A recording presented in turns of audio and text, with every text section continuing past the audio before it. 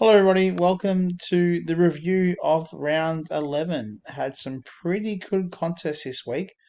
At the start of today, the last day, we had six teams projected to get over 400. Two of those teams projected to get 400 were going to lose. By the end of the day, we had three teams get over 400, and one of those teams lost, which unfortunately was me and has had some significant ramifications on the ladder for me anyway. But let's get started and go straight into the review. All right, so let's get started with the team on top of the ladder, which is Sugar Daddies. Continue to stay on top by 2 games after defeating Seek and Destroy, who started the round in third and remained third. That projection scores, Sugar Daddies actually got their pretty much projection spot on. 392.5, which is amazing. I don't think I've ever seen that. Whereas Seek and Destroy were 1 point above their projection, 361.5. So worked out exactly how it should have been. If you have a look at it, both forwards 57% down, 34% down, so they weren't that great. Even as the half forwards, both were down 33 and 35 for Danaher and Petrarca. Utilities were down 67.5, down 8%, Oliver, and Rao was down 11%, 80.5.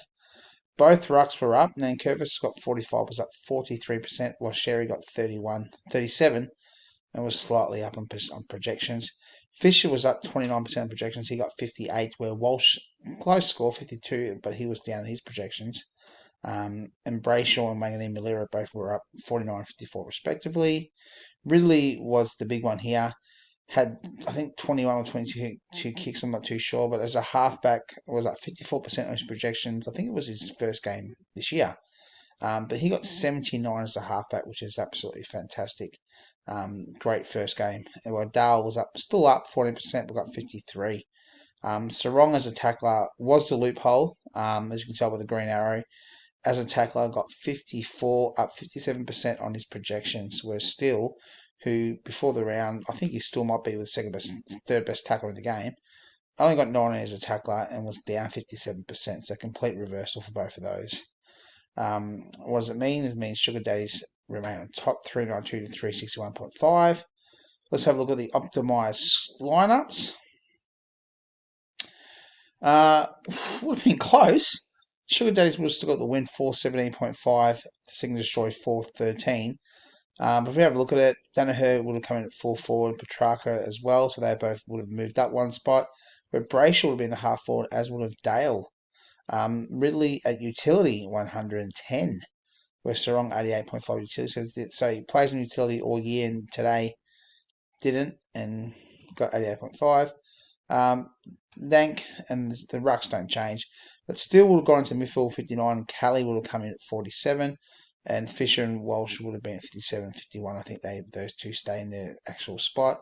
Halfback would have been Barras at 55 and Wangley Malira at 61. And Rao would have been the best tackler at 69, with Clayton Oliver 28, which is funny because Sarong's normally his utility and Rao's normally his tackler, but for this week he swapped them around and the optimised lineups actually had them at the position he should have kept them. But either way, it's Sugar Daddies 417.5 get the win over Seek and Destroy. Sorry, Sugar Daddies get the win 392.5 over Seek and Destroy at 361.5. Now let's move on to the game of the round.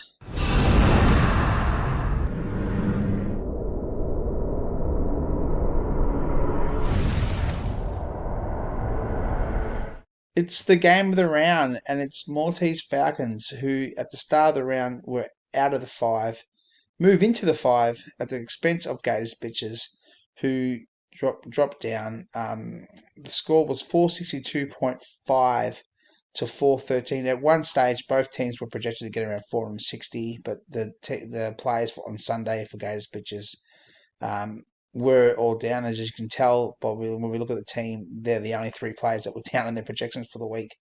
Whereas 462.5, a well-deserved win for Maltese Falcons after the last 3 wins, getting massive scores and losing the last 2 weeks or 3 weeks. Yeah, so that was a good win for him, 462.5.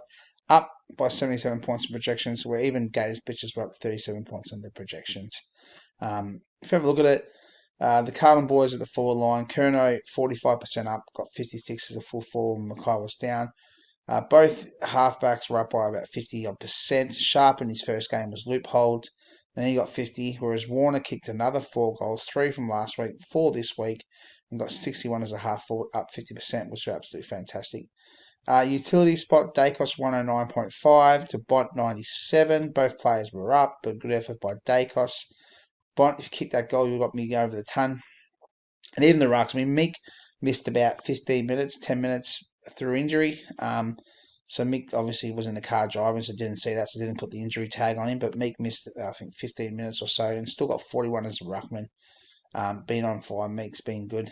He's come into the game. Him and Will Day come into the team, have changed Hawthorn's fortune so far. But Grundy was up 50% and got 49 in the ruck, which was beautiful. Green and Holmes as midfielders. Green was about average, but Holmes was up 38%, got 66 as a midfielder. Even Cripps up 22% as a follower, got 54. Whereas this is where it started falling down for me. Zork only got 35 as a follower. And then Andrews only got 44 as a halfback, whereas Stephen May got 66 and up 28%. And Crisp was a loophole player, got 50 as a tackler, up 56%, where Nash was pathetic and only got like three tackles all in the third quarter, and only got 16 points. So very, very disappointing. I know I would have an optimised lineup a bit different to that. But let's have a look at it. The optimised lineups. It would have been 471. So Maltese Falcons only 9 points off the optimised lineup. So good selection choices for Maltese Falcons. Tagay's bitches 436. So you're right. Could have played 2 rucks and still not have mattered. And reality, the team for Gators bitches doesn't change either. The only difference is the follower Shaw comes in for Zorko and Nukin comes in for Nash as the tacklers. Other than that, the teams stay as it is. As they do for the difference is Briggs would have been utility at 95.5 and Dacos would have been the midfielder. Would have been the midfield and Warner full forward and Mackay half forward, the swap around there for 471.5 for Maltese Falcons. But that's Falcons. Moving to the 5, 462.5 defeated Gays Bitches 413. Absolutely fantastic and well-deserved win for the Falcons in this one.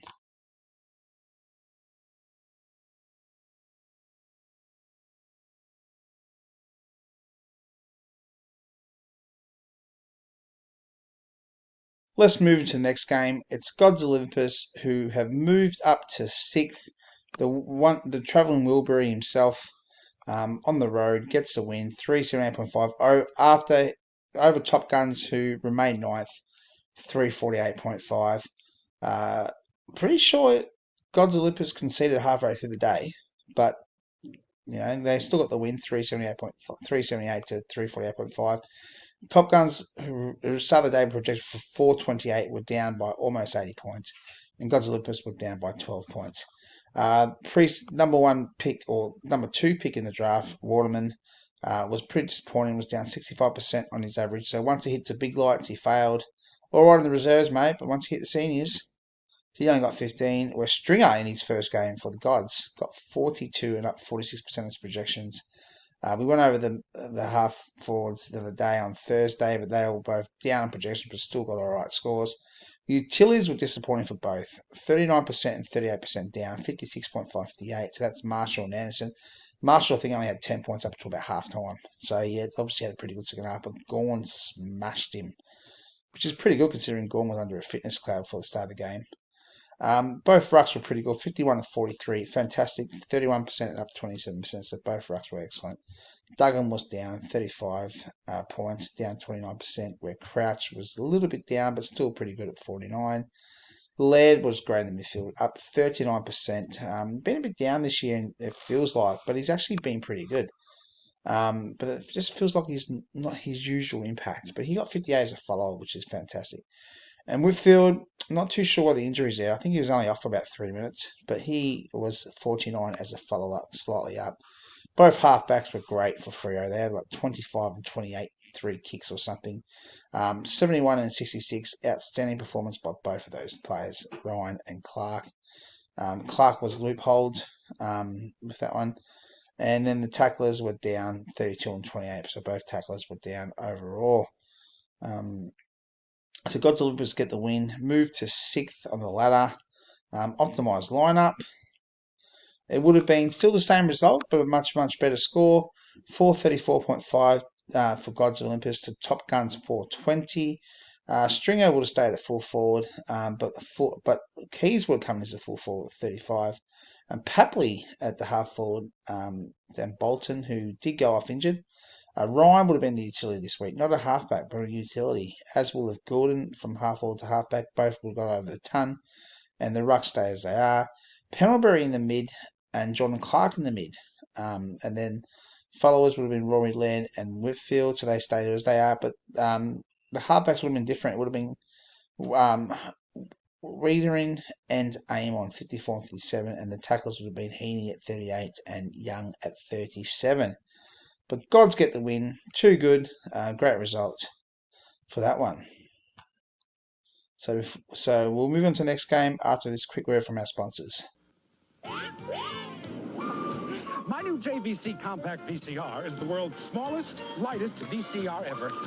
It's ideal for taping graduation, school plays, Halloween. It's loaded with features. Perfect for Christmas morning, Groundhog Day, Little League, Big League.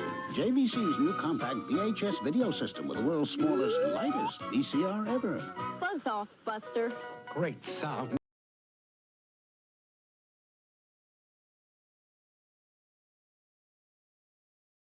Welcome back.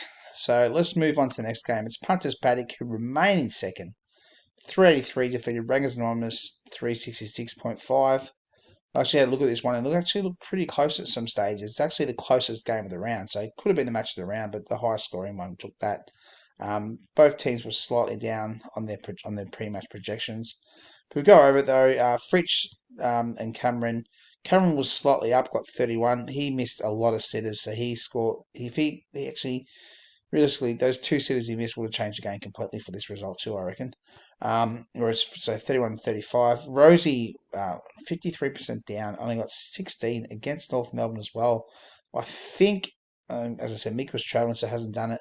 But I'm pretty sure he rolled his ankle, so I'm not too sure. How much time on ground did he play? TOG, 74%. So I think he will be right this week, but I didn't know he got injured. But Cameron's been a little bit down lately, and he only got 34 as a half forward. Dawson started off the game on fire, thought he would have been 150, but he had 10 possessions and 2 goals within the first quarter, I think. He ended up finishing on 102. Where Neil got a fair bit of the ball, and as you can tell, as a midfielder would have been great, but as a utility was only 79.5. Gorn in the ruck dominated, 112 as utility would have got, and 44 as a ruckman. Even a midfield, 62 as a midfielder.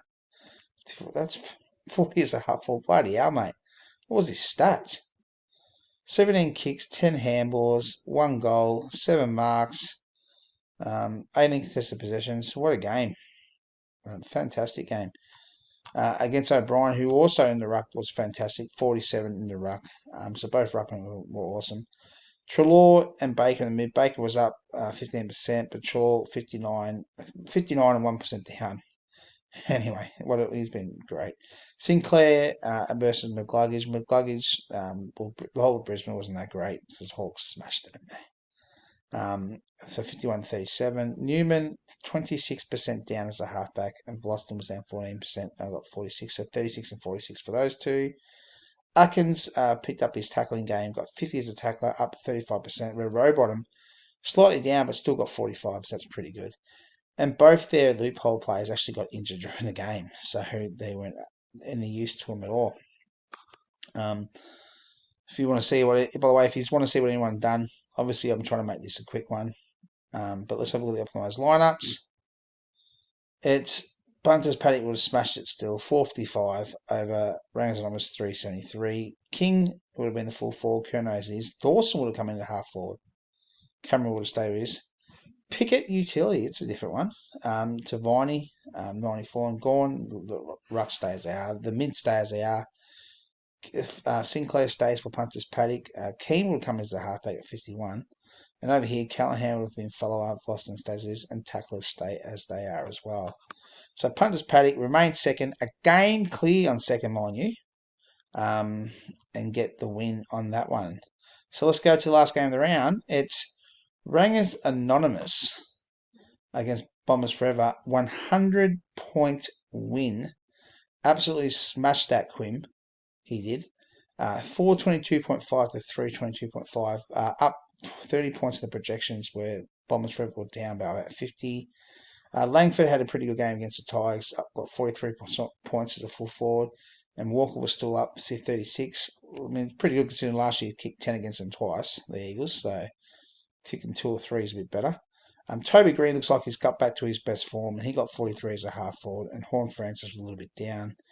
Merritt, 88.5 as utility, got about his average, where Butters was a little bit down as well, 73.5. Darcy in the ruck, probably didn't play a full game, did he? 34, 72% time on ground. So imagine when he starts playing a little bit more. But Willie, they're better without him. English also got 36. LDU, 71 as a midfield, up 35%. What a game. He's been great as a midfield. North Melbourne's only player. And Saligo come off injured, only got 23. He was number 1 pick in the draft and come off injured, so played 37% time on ground, so that's no good. Just a reminder, by the way, this week and this week only, if anyone is out for more than 6 or 8 weeks, confirm it with Michael, you can trade and pick up some players. Some players that got dropped were actually pretty good. I mean, Marshall kicked 5 goals on the weekend, and some other players, I think, a couple of midfielders who were dropped actually had pretty good games as well. So if someone is out for more than 6 or 8 weeks, you can elect to drop them if they picked up the injury this week. If they're already injured, then bad luck. If they picked up the injury in the last week, then you can change it. Because if you didn't drop them and they're already injured, then that's your own fault, like me with Tom Lynch and Callum Mills. Anyway, back to it. Martin and Sheasel got about the same. And Blakey was the loophole player, got 63, and Tom Stewart, ever since he got concussed, he has not been himself. He got 40. And the tacklers were about the same as well, although Dunkley was a fair way down in his projection. Looking at the optimised lineup, it's Sprangers still got the win, but Bombers Forever would have been much, much better. 431 to 407. Hugo Hagen would have come in as full forward. There was a bit of controversy there, but mistakes happen. Didn't make a difference. So that's also the same. DeConey would have been the utility over here. And as was Sheasel. And the rucks as they are. LDU, Horn Francis would come into the mid. Wines would come into the mid. Merritt would have gone to mid. McGovern as a halfback, 70 as a halfback, and then Powers a tackler, as well as Luke Jackson with that one. So let's have a look at the ladder.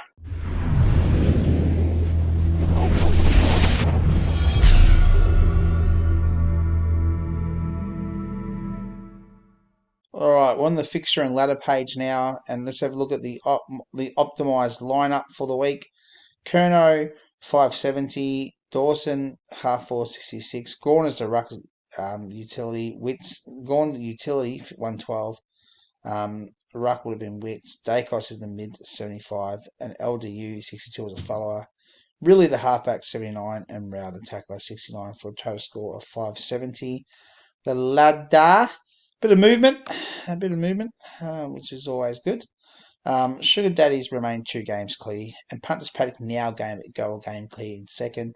Second Destroy stay where they are, but now there's a logjam there from 4th until 7th, all on 24 points, all on 6 and 6 in that one. So Renegades and Multi Falcons move up, Gods Olympus move up, and Gators Bitches drop right down. And then you got Rangers and Top Guns next week with Rangers and Top Guns. So that will be all for the review. Just a reminder that it all starts on Thursday with Port Adelaide hosting Carlton. The buys also start this week. So the first buys are the Lions, North, Sydney, and the Giants. I'll be left without a ruck. Hopefully everyone else will be able to pull it in full side there, or a proper ruck and still put someone in position. Besides that, guys, thank you very much and have a great day. Great week. See yous.